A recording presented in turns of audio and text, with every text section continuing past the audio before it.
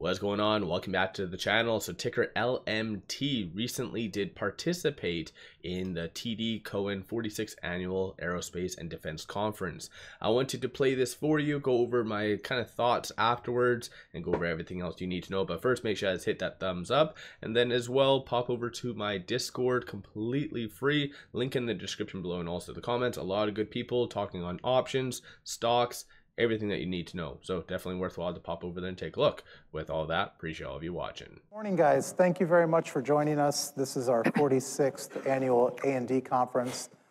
My first year leading it. Obviously, 𝗖𝗎𝗓𝗡𝗡𝗖𝗧 had covered Lockheed for a long time. My name is 𝗪𝗓𝗡𝗡𝗡𝗖𝗧. I'm the research analyst at TD Cowen. Always feel free to reach out to me if you have any questions. We're very pleased to have with us the Chief Financial Officer of Lockheed Martin, 𝗖𝗎𝗓𝗡𝗡𝗖𝗧. Jay, welcome. Thank you. Thank you for having us. Jay's just going to start off with some safe harbor comments, and we're going to get right into it. Yes, the obligatory comments that my lawyers tell me I have to say every time, so I will. Statements made today that are not historical fact are considered forward-looking statements and are made pursuant to the safe harbor provisions of federal securities law. Actual results may differ materially from those projected in the forward-looking statements. Please see Lockheed Martin's SEC filings, including our 2024 Form 10-K, for a description of some of the factors that may cause actual results to differ materially from those in the forward-looking statements. How's Terrific. that? That's great. Okay? I appreciate it. Yes. All right. Great. Well, Jay, before we get into some of the more fun topics, I was wondering that one of the points of confusion off the call was the cash flow bridge, Yes. if you will, from into 25. Okay. Yeah. Let's go. it. Hit me right in the forehead with cash flow. Okay. Let's go with it. Yeah. So cash flow, just to maybe a baseline, the audience, we provided guidance for 2025 of between $6.6 to $6.8 billion. At the midpoint, that represents 9% year-over-year growth when you adjust 2024 for the pension contribution that we made at the end of the year. So a pretty solid outlook there. Now, the questions that we had received from investors since we laid out the guidance was, shouldn't it have been closer to around $7 billion or $7 billion plus? And when you look at the year-over-year growth here, we do get some tailwind from the F-35, some recovery of the withholds, higher aircraft deliveries. So there's a tailwind. We've talked about that being in the range of $1 billion. Yeah. So if you start from, say, last year on an adjusted basis, $6.1 billion, that alone is $1 billion. Now that was, you remember in 2024, one of the ways that we achieved our cash flow of 6.1 on an adjusted basis was we had some pretty significant international advances. Right. And that was to the tune of about $600 million. So that's a headwind. So say net, they're $400 million of a tailwind. Now we've also talked about, cash flow, net income growth, which we are growing this year. We've also talked about the benefit of the R&D tax capitalization as that headwind continues to go down. Right. That provides a tailwind close to $200 million.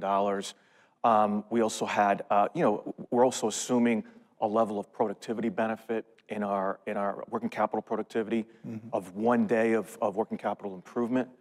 And just to kind of again baseline people, we ended the year of 2024 around 35 days. So we're taking, it's very good. It's amongst the best, if not the best in the industry already. So we're planning on taking 1 day out. So when you put that math together, that rolls you back up to about $7.1 billion. The things that bring us back down into the range between 6.6 to 6.8 are two items, which when you look at our sales guidance, we're 4 to 5% growth. So coming off of 5% growth, pretty solid. On constant productivity, our working capital wants to grow over that period of time. So on a constant productivity, our working capital is going to grow by $300 million. Right. So as I mentioned, we've got 1 day of productivity. In that, when you build up to 7.1, that's $200 million. 1 day is equal to about 200. But net, that's still an outflow. Gotcha. The second element is our increasing in investment in CapEx.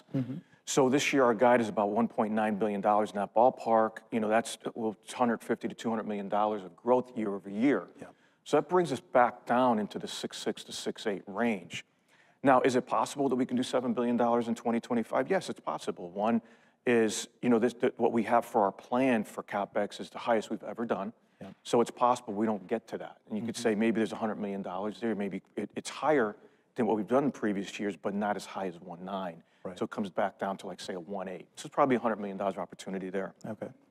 The other opportunity would be getting another day of working capital productivity. So that's another $200 million. Right. So you, from a midpoint of 6.7, you can walk yourself back up to 7 with an incremental day of working capital productivity and a little bit lighter on the CapEx, which probably wouldn't really have any meaningful impact on our operational capabilities. Okay. So it would probably be fine. And so that's something that we'll evaluate probably mid-year to see what our progress is in our productivity and where our year-to-date spend is on CapEx. So that's why we came up with that range of 6.6 to 6.8. Maybe just to double click on that. So on the CapEx that you're expanding, the growth CapEx, maybe if you could talk about where it's being deployed and what are the lead times to getting this in place?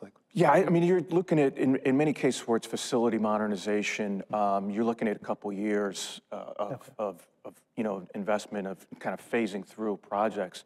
Give you an example, we are moving our manufacturing capability for the Fleet Ballistic Missile, California to Florida, standing up a brand new facility there.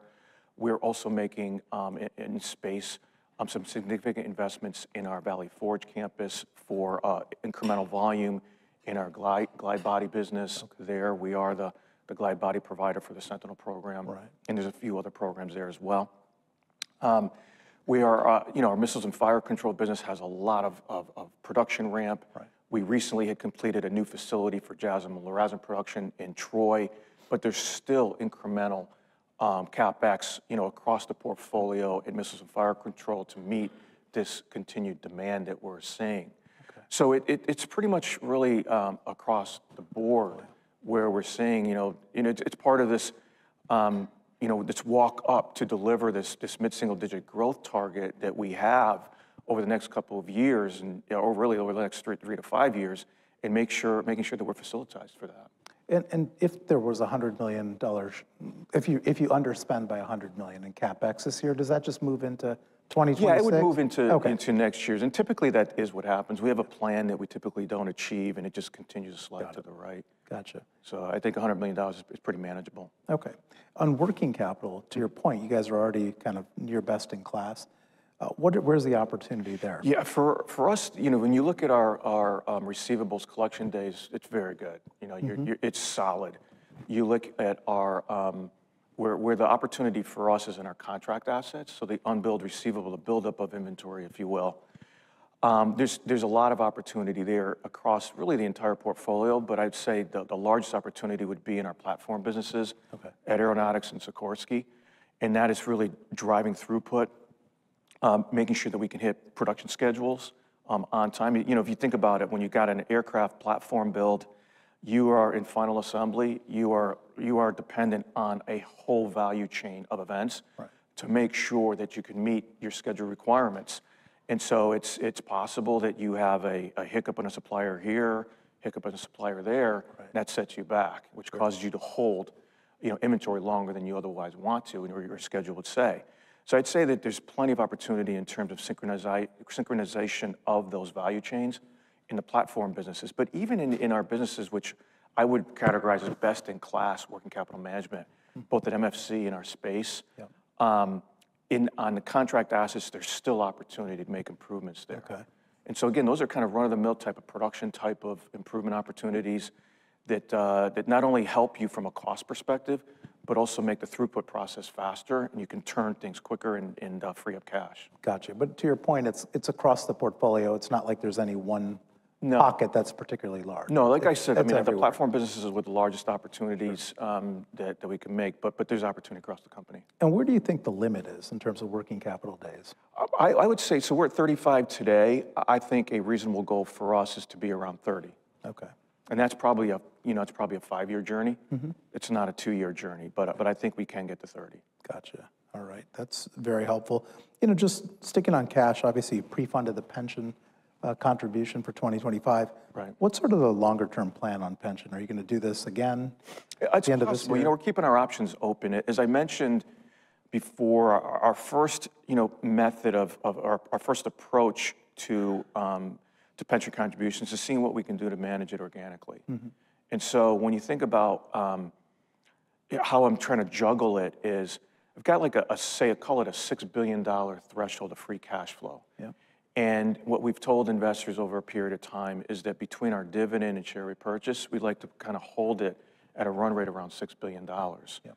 And so that's my kind of, call it my North Star that I work with. And I think to the extent that I can still deliver that and fund my pension organically, then that's something that I would pursue. To the extent that that becomes a little bit more challenged, then of course, we've got a pretty strong balance sheet that we can probably take some out. But my first course of action is try to deal with this organically while still providing the returns to investors that we've committed. That makes sense. And I think we can. Okay. Yeah, and I find pension particularly boring, but just to round it out, asset returns in the pension plan. Can you talk about what happened there last year? Yeah, when we had a tough year in 2024. When you look at our asset allocation, we are, kind of almost like it's maybe a third in public equities, a third in private assets, and then a third in fixed income type assets. Okay. And so, when you go to public equities, we weren't as heavily weighted on a Magnificent Seven. We're a little bit more diversified there, and so we did not see the same level of returns as you saw in that was kind of, carried by the Magnificent Seven. Yeah. When you look at private equities and private assets have been challenged over the past couple of years. Right. You can't really move those assets around, that easily. They don't have the same liquidity as public assets, as you know. Yep. And then, with kind of interest rates what they've done, it's kind of the returns weren't all that fantastic in fixed income either. Right. Last year. So, if you go back, you look at it over a 5-year period, our target returns are 6.5%. Yep. We're right around that target over that period of time. And so, we've got some ebbs and flows to it. We continue to monitor it and make sure that we've got the right asset allocation, also based on our path to get fully funded. Right. And so there's a number of variables that go into the equation, but certainly asset returns is something that we're looking to improve. Understood. Yeah, that was the big kind of variance. Let's actually talk about the business again. Lots of confusion about how the new administration may approach industry. Obviously we lot with DOGE. I'm just curious, what are your initial impressions on how things might actually change, if at all? Well, I think the industry, and particularly Lockheed Martin, have been advocates for change for quite some time. There have been studies and advisory groups of how you change defense acquisition over the last 20 to 25 years, but not much has changed as a result. Right. And for some reason, it just got caught up in the implementation stage. I think that this presents a catalyst for actual change, and I think the timing is ripe for change. If you want to, kind of keep pace with the near-peer threats, we do need to move more agilely as an industry. Right.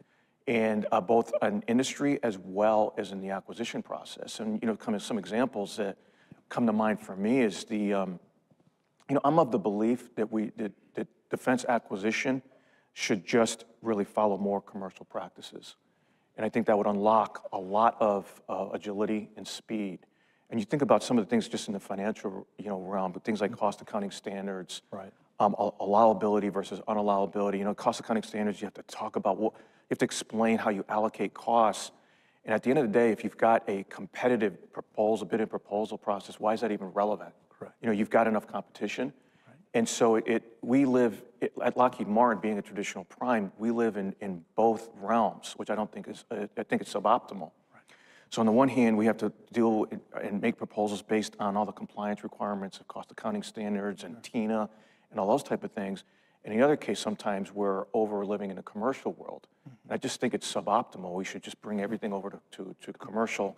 I think the acquisition community is just, if not more sophisticated than commercial buyers. I've worked in commercial aerospace for a long period of time. Yeah. I think they know how to manage competition. And so I don't think they need the same level of protections they may have had in the past.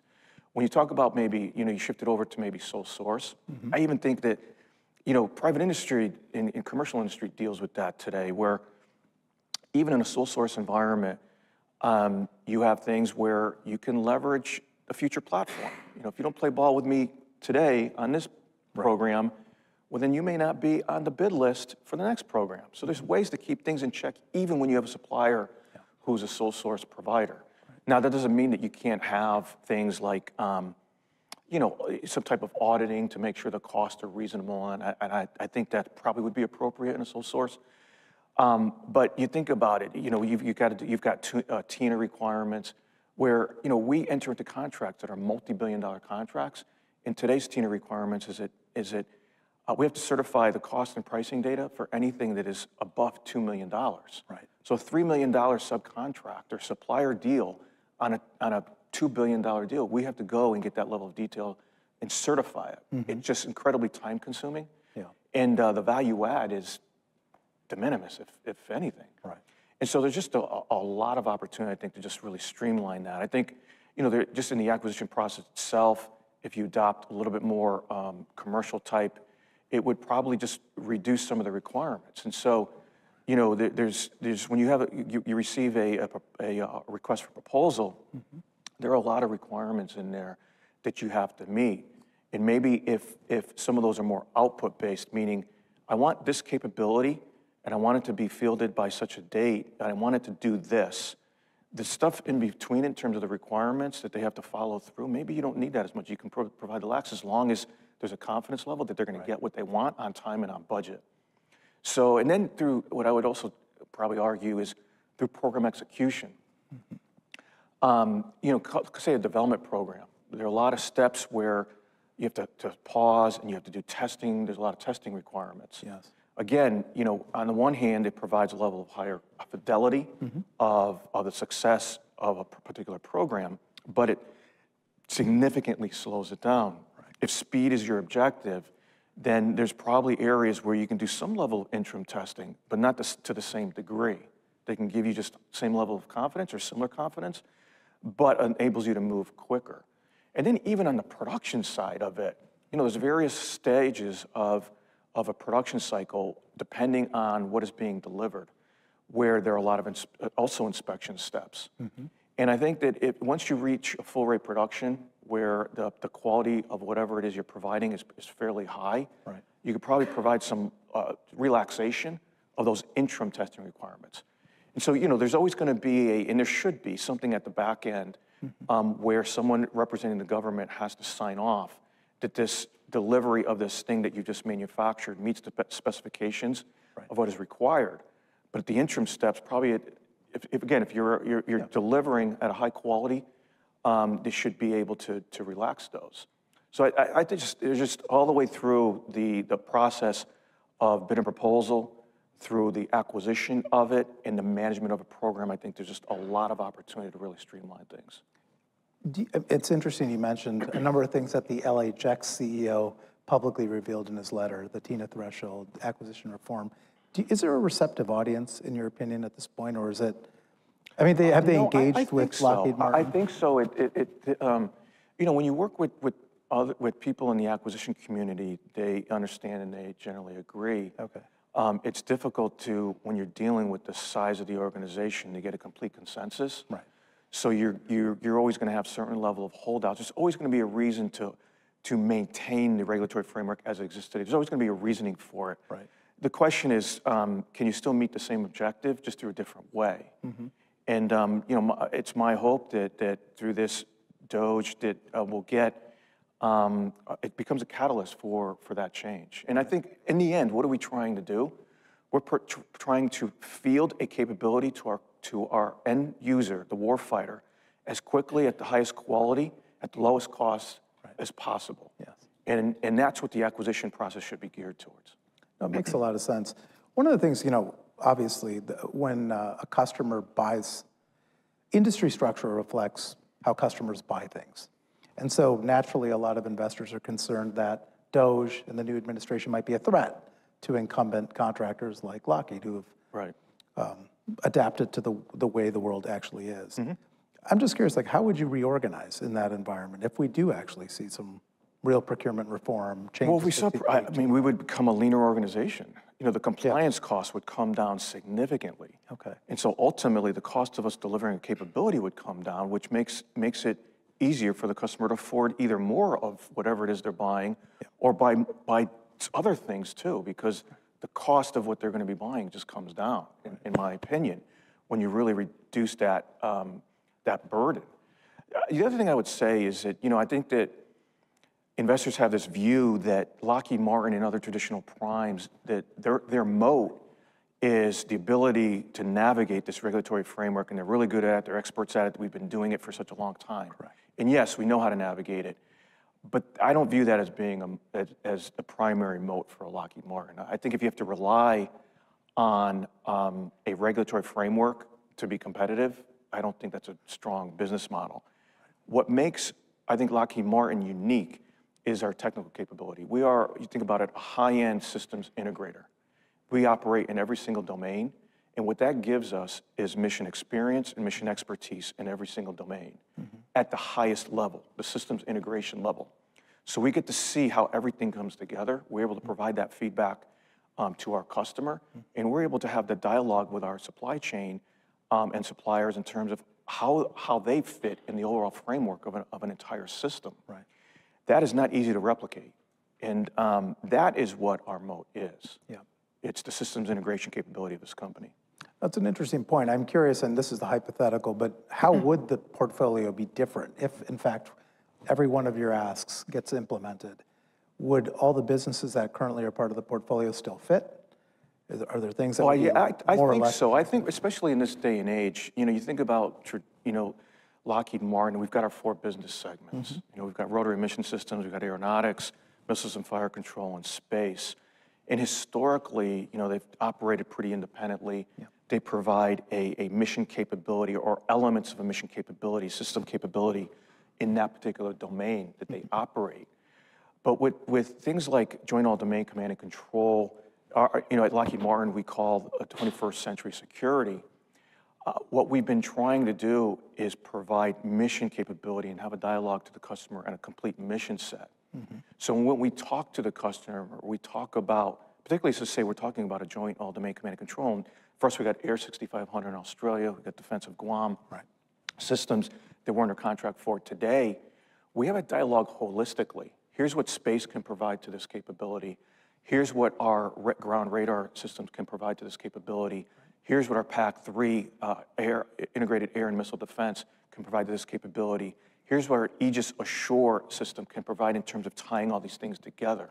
So as I mentioned before, I talk about what our moat is, our systems integration capability. It fits well in this age of really making platforms and systems and sensors connected, making them smarter, and delivering situational awareness much quicker than they've ever had before, and ultimately delivering an effect faster than your adversary. Excellent. And so that's what makes, I think, our portfolio much more unique and makes them all good fits for this day and age. I appreciate that color. If we could talk about programs for a second, specific programs. So last year, there was a classified aero charge of some consequence in a couple of other quarters, including Q4. Obviously, MFC, you guys have talked a lot about that. Maybe if you could just talk about some of the red programs and how they're faring now, what the cash impacts of those charges will be. And yeah, I mean, when you talk about, I talk about the programs that we've mentioned in our 10K, and those 2 programs, aeronautics classified, MFC classified. You've got at Sikorsky, Canadian Maritime Helicopter Program, and the Turkish Utility Helicopter Program. I could talk about all 4. In Q4, we recorded the charges for both the Missiles and Fire Control Program as well as the aeronautics. All in on Missiles and Fire Control, we recorded a little bit over $1.45 billion. All in, that includes 2023. And on aeronautics, with the $410 million we recorded in the fourth quarter, we're $825 million of losses all in on that program as well. Let me talk about the aeronautics one, because I think that one, I think people have a little bit more maybe skeptical view of that than we do. Right. In the third quarter, we recorded $80 million. Yep. And that caused us to have to take another look at the program, because that was a decent sized number. And we spent a fair amount of time with the team at Aeronautics, and we walk us through what your risk profile is from here on out to complete these deliverables. And then we had a separate day of, okay, now walk us through your opportunities you can to mitigate those risks. And so we put those together, but we looked at them independently. And what we said was, okay, we're going to take the high end of what you told us for your risk, and we really haircut significantly the opportunities they had to mitigate the risk. Okay. And so the $410 million charge was the most conservative assessment of our risk on that program to date. And I know people are saying, well, you know, other companies, that's what they said. You know, you guys said de-risk, other companies have said that, and look at what's going on. It just keeps on dripping. What I can say there is that, again, I can't speak in absolutes. There's no such thing as absolutes, but I feel confident that we did the most comprehensive analysis based on available data that we have at this point in time. Okay. And we made the most conservative assessment that went into that charge in the fourth quarter. Secondly, what we've done is we put just other steps in place. So we have more of a continuous monitoring program, which consists of resources outside the program, including resources outside of aeronautics as well, which will make more continuous review of the program where they are, and it can give a little bit more early warning to the extent that they seem to be falling off track, what they can do. We've added additional technical resources, both executive and non-executive resources, to support these areas that we have identified as risk, to help them get through some of the challenges that they have.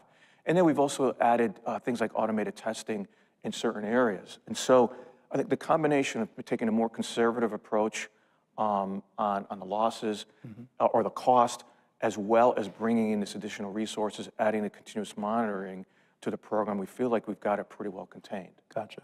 And so that's where we stand on the aeronautics program. On missiles and fire control, you know, again, you can't speak in absolutes, but we feel like we've had a pretty good handle on the cost of that program. There were sufficient facts and circumstances that had accumulated over a period of time, which we felt triggered the recognition of forward losses associated with the future deliveries of deliverables. And so we recorded that loss. Again, we feel that we've got a pretty good beat and handle on that cost over the next number of years for that program. On the Canadian Maritime Helicopter Program, we had reached an interim agreement with Canada on just how we're going to manage that program going forward. Again, it's an interim agreement, and our ultimate goal with them is to get a full restructure of the contract, which would be a win-win. So there's certain things that we're looking for to make sure that, you know, we can recover our contract asset. You know, that we ended the year maybe around $800 and $900 million in the contract asset, while at the same time giving them some more, you know, I don't know if they're guarantees, but targets by which they can rely on from a performance standpoint. So they're getting the capability. We have to have the responsibility for making sure that they have a mission requirements are met on a sustainment piece of the program, while at the same time, you know, the economics come back to us that we've invested in the program. Sure. And then on Turkish utility helicopter program, that program is right now is a little bit on pause because we had the denial or expiration of an export license. So there's certain elements of the program that we can no longer go forward with. And we're just in dialogue with the customer on how we go forward. Okay. And so that's probably the most open as far as risk programs that we have. Gotcha. And just to follow up on the Aero classified contract and then the missiles and fire control, on the classified Aero program, are there any milestones that you can point to in the next year that might be events to take a positive cum catch-up, or when's sort of the next big kind of reassessment of whether you're on track? You know, unfortunately, in both those classified programs, I really can't talk about objectives and milestones and achievements and things like that, only because of the sensitivity of the programs themselves. Okay. Yeah, I can't really. Fine. Yeah, I mean, again, like I said, I think we're pretty well calibrated on both programs, and we're in a position where the program team can move forward with these resets and these program rebaselines, and set them up for a successful delivery of this capability to our customer. That's what we're laser focused on. Fair enough. On missiles and fire control, does the product actually work? Does the missile work, what you're working on there? Technically, is it hitting its objectives, cost aside? You know, again, I can't talk about what the capability is. The only thing I can say is that the program continues to move forward in accordance with program schedules that we've got laid out. Right. And mean, that's as far as I can take it. Okay, but presumably there's some advantage to scaling that program, right? You guys want to actually, there's minimum quantities you have to deliver, just broad strokes on a contract like this. If you actually are able to overproduce, if there's demand for it, there's an opportunity presumably to maybe reprice the overage, or is that, so are there benefits to scaling the program more quickly? You know, it's always possible. Okay. You just given the phase of where we are, that's probably a TBD. Okay. Yeah, is what I would say. I can't really comment much further on that. Fine. I know it's a hard topic to discuss in an open forum. I'd love to talk a ton about it, but I just, it's I got classified capability. So on F-35, so what's the latest on the negotiations of the next lots? Yeah, look, we made a lot of progress on that negotiations, enough progress that we could enter into undefinitized contract action at the end of 2024. Mm-hmm. There are a few kind of loose ends that we need to tie up with the customer to definitize the contract, and we expect that to occur in the first half here of this year. Okay. We had simultaneously or concurrently negotiated Lot 19 with the customer, and so we're in a good place there as well. However, that is subject to 2025 funding, and so that we do need to have funding released for that, a budget for 2025 before the customer could award that to us. So we've kind of planned that for the back half of the year. But in both cases, I think from a negotiation standpoint, we continue to make good progress. Yeah, and speaking of budget, I mean, what is sort of your expectation? Fiscal 26 budget request, any sense for how that might shake out? You read the same things that I do, and there's been, at least you hear some of the congressional members and some of the appropriation committees, armed services committees, and they're fairly bullish on what they believe is a requirement for higher budgets. Mm-hmm. We share the same opinion there, but just plenty that needs to be played out. We need to see what the administration comes out from a budget proposal, and I think it would be premature for me to try to front run that. Okay. I think DOGE, going back to DOGE, that presents an opportunity from what I would refer to as addition by subtraction. If they cut costs in certain areas, I'll call it of the entire budget, that presents an opportunity to put some of those monies back into defense. Right. And so those are opportunities. That's not a stated policy by anybody, but I think there's opportunity. As far as outlook, in terms of what we've talked about, we're still on this kind of 1% from the prior administration is what we baked into our future forecast. Yep. And so anything above that would be upside. Fair enough. Maybe if you could talk about some of the bigger foreign pursuits you guys are chasing right now. International campaigns? Yeah, I mean, there's a lot of activity. As you know, the F-35 platform continues to be a popular program. Romania just became the 20th customer, and we're proud of that, to welcome them to the program. We've had dialogues with countries like Italy, Israel, in terms of increasing their programs of record. Right. And so that's another opportunity as well. We are in discussions with Turkey on a 40 aircraft buy on F-16s. Mm-hmm. That's a pretty sizable contract if we can get that over the goal line. And then there's just in missiles and fire control, there's a ton of demand for whether they're integrated air and missile defense, things like PAC-3, or things like GMLRS. And what we're finding is countries want to put our HIMARS launcher on their vehicle.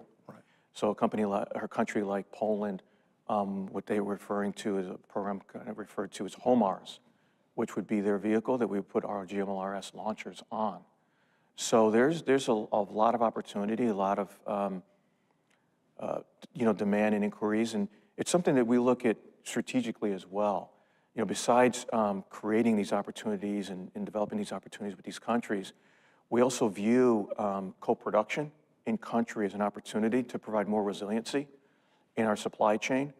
And so we view it as a win-win. Not only can you get a pursuit, a campaign pursuit that you can win with a customer, you develop a long-standing relationship with them, develop an in-country production capability, and you've just made yourself more resilient globally. Right.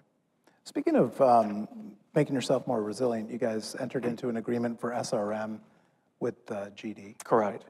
What's sort of your expectations for when that's a viable production facility? Yeah, I mean, it's probably going to take a couple years. I think what we'll do over the next, I'd say, year or so is they've got to stand up their capability.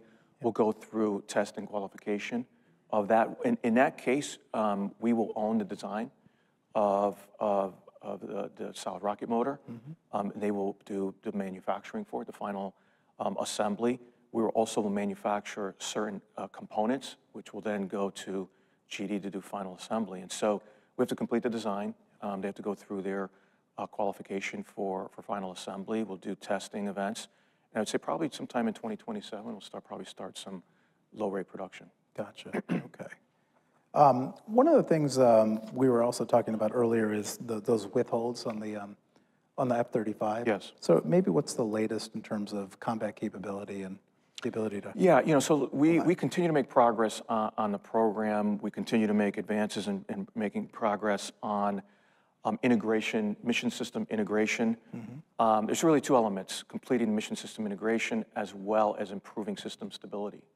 And we continue to make really good progress in both cases. It's our stated goal, as well as the Joint Program Office's stated goal, to have a combat capability completed this year. Ultimately, the decision to declare combat capability is the customer's. It's not ours. So we work with them and coordinate with them. But we're driving hard to work with our supply partners to provide them this capability and get it ready.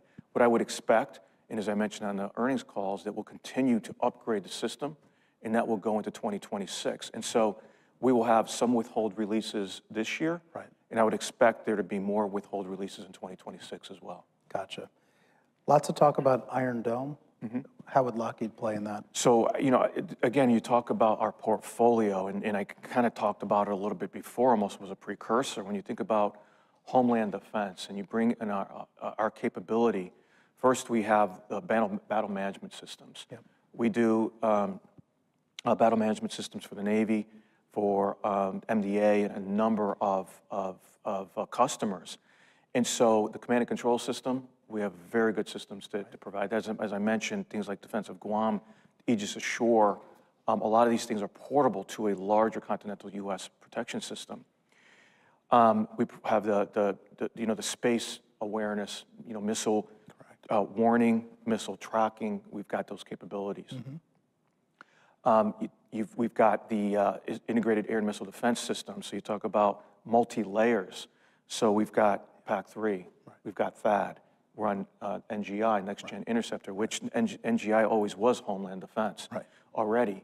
And so when you bring in all those capabilities together, it's really right in our wheelhouse in terms of Iron Dome. And so we expect to be a thought leader on this overall system, and we expect it to be probably a system of systems as well. And so, just to give you an example, and we talked about this in terms of our capability, in Defense of Guam, we had a demonstration, again, where we used our Aegis Ashore system, we used our ground radars, we used our satellite systems, and we used a third-party effector, a interceptor, and we demonstrated that capability in the fourth quarter to our customer. And so that's just an example of what the capability that we can provide holistically, as well as elements of a Homeland Defense type system. So again, I think we're pretty excited about that system. We've got a lot to offer and a lot of learnings to provide in terms of making sure that's the best system that the American can have. Fair enough. We haven't talked about RMS in detail. Maybe talk about Sikorsky, the outlook beyond CH-53K. Sure. Yeah. Sikorsky over the next few years is going to see some pretty solid growth. This year in 2025, there'll be double-digit growth on the back of CH-53K, Black Hawk increases, as well as Seahawk increases. So that'll continue into 2026 as well.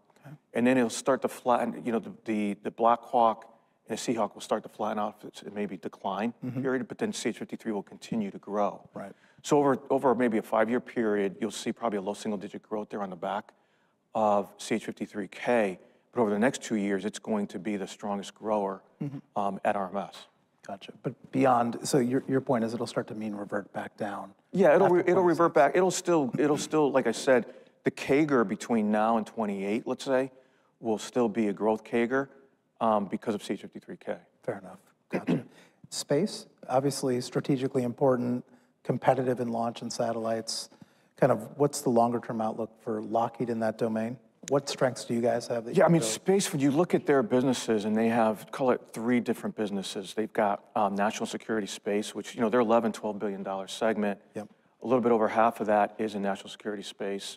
Then you've got commercial civil. Right. And then you've got strategic and missile defense. And their highest grower by far is going to be strategic and missile defense. On the back, we talked about the Trident, which is going through a modernization. We've got hypersonics in there too, the long-range hypersonic weapon, as well as a conventional prompt strike. Right. And then we've got next-gen interceptor, which is growing this year. And then we also have these glide phase bodies that will grow as well as part of other programs. And so that'll be the strongest grower, think at least mid-single-digit growth over the next probably 3 to 5 years. The national security space, which is the biggest piece of it, it's because of program life cycles, it will be flattish to slightly up. And so while you've got these proliferated architectures, things like SDA, transport layer, tracking layer, and we're participating in all of those programs themselves are growing. But we also got legacy programs like SBIRS and Next Gen Geo, which will be cycling down. And so they will kind of intersect, which will mute growth in national security space. And same thing with the commercial and civil. The Orion will flatten out that program, and we're on contract for a number of capsules, but again, it'll be more flattish type. So strategic and missile defense is what will be the source of growth for our space segment. Terrific. Thank you very much, Jay. Thank you, Gautam. I appreciate being here, and I appreciate representing Lockheed Martin. Thank you. Thank you all. Hi, guys.